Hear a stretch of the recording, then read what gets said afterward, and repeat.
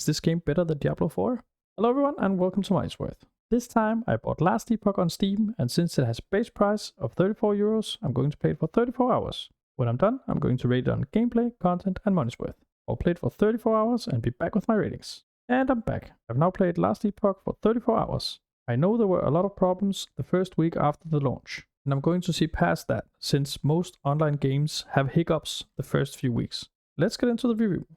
Last Epoch is an ARPG, and as in all other ARPGs, the game is about destroying your enemies and getting loot. To destroy your enemies, you have a lot of options to choose from. There are 5 classes with 3 masteries each. Main classes have between 10 and 13 spells that you can use by all masteries. These spells are unlocked by leveling. When you level up, you gain a point you can place on your passive tree. When you have placed enough points in a passive tree, you gain more spells. At one point in the campaign, you get to choose between one of your class's 3 masteries. Each mastery has a passive tree. You can place points in the first 5 tiers of all 3 masteries. When you choose a mastery, it will unlock the whole tree for that mastery. You will also gain a special spell that is only available for that mastery. It is not possible to change your mastery later, but it is not that bad to level a new character. Each spell has a tree. You have to specialize in a spell to put points in that tree. When you specialize a spell, it gains an experience bar, and every time it levels up, you gain a point to place. Placing points in a spell tree can change the spell completely, and some spells can synergize with each other and make crazy combos. You can specialize in up to 5 spells.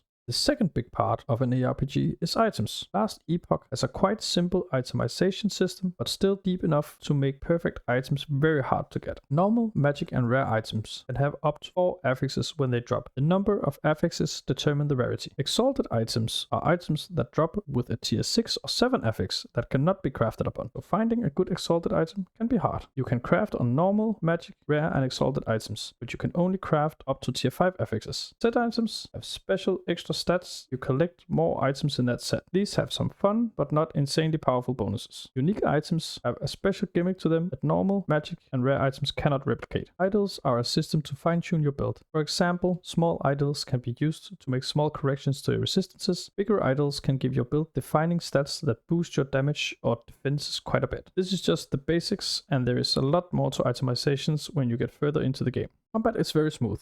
There are a lot of different enemies, but not so many that you can't remember their abilities when you meet them again. All dangerous enemies have projected abilities, so you can see what will hit you before it happens. Of course, you have to dodge them, or in many cases take severe damage or die. Bosses in Last Epoch are challenging, and they have made some nice fights where you have to move or you will die. Bosses are not that hard that you will use forever on them, but I died a few times in my first encounter with some of the late game bosses. During the campaign, you get to choose between 2 factions. The Merchants Guild lets you trade with others in an in-game auction house. Circles of Fortune limits you to only trade with people you have played with to a certain extent, but you then gain bonuses to drops, and you can go to the Observatory and buy prophecies so you can target farm certain items like unique staff or a specific base idol type. Gameplay is smooth and fun, but can the content keep up? While you're here, consider supporting me by subscribing. Thank you.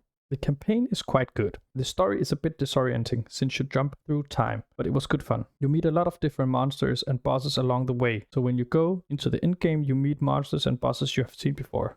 Monoliths are the true endgame of Last Epoch. Monoliths are a small campaign in itself. You have to complete a lot of small encounters to gain enough timeline stability to try and fight the last boss and complete the monolith. You can also reset the monolith map by killing a certain boss. When the map then resets, everything is harder, but gives you more experience and increased item rarity. There are a lot of other mechanics to monoliths, but in its essence, it is spamming a lot of small maps to either complete the monolith or make it harder. When you do endgame content, 4 keys can drop for monsters. 1 key gives you access to the arena. The arena has 4 difficulties that have 40 waves. You can also enter the endless arena, where you can choose how far you will go, but if you die, everything is lost. The 3 other keys are to the dungeons. Last Epoch have 3 different dungeons with different mechanics and rewards. One dungeon makes you jump in time to change the map and dodge attacks. Another makes you carry a light source with you so you can see in the dark. The 5 classes are also very different, so there is a lot of content in making different builds and trying new combinations of items and skills. There is a lot to do, but is it enough to get a 5 out of 5?